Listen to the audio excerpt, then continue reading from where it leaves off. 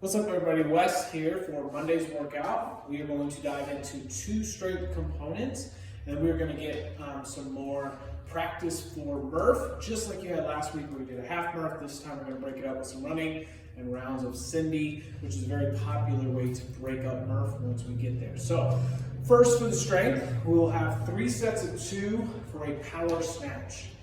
Bar will start from the ground, our wider snatch grip on the bar.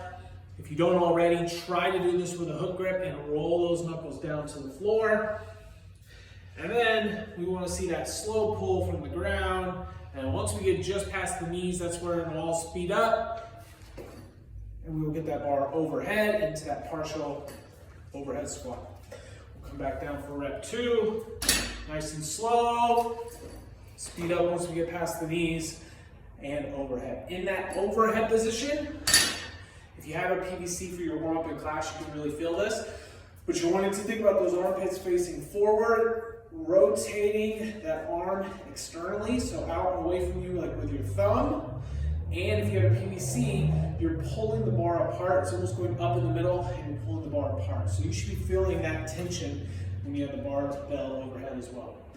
After 3 sets of 2, with our power snatch, we'll do 3 sets of 2. With a back squat, we can move this to the rack. Get set underneath the bar. Now getting our feet set into our squat instead of our pulling position. And then we're going to sit those hips down and back into our squat and back. 2 reps on the back squat. Okay, so after that, we're going to break down this workout. It's a run and then rounds of Cindy. The run will get shorter and you do less and less rounds of Cindy as we go. 1 round of Cindy is kind of what we would break down 1 round of Murph to be. So 5 pull-ups, 10 push-ups, and 15 air squats. So for the first round, you're going to do 300-meter run, 5 rounds of Cindy. 250-meter run, 4 rounds of Cindy.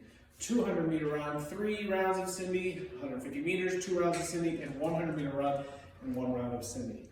This is a good way for you to see if the 5, 10, 15 works for you for Murph, but also start to think about what our scaling options would be if our push-ups start to wear out, if our pull-ups aren't where they need to be able to maintain this high volume. So for our pull-ups, we might be doing our kipping. We might be doing the jumping version. We might be doing the ring rows. We might be doing a mix of all of that. Push-ups. We might be on the toes. We might be against a box. We might be against a taller box to make it even easier. Maybe we have shoulder issues with push-ups. We're flipping over into a dumbbell floor press. And then for our air squats, working on mimicking that same position that we get with the bar. If we can, we're trying to stay upright as we can as we sit down and back with our hips. Push those knees out. The goal is to get those hips below the knees on our squats and then standing up all the time. Standing up all the way each time.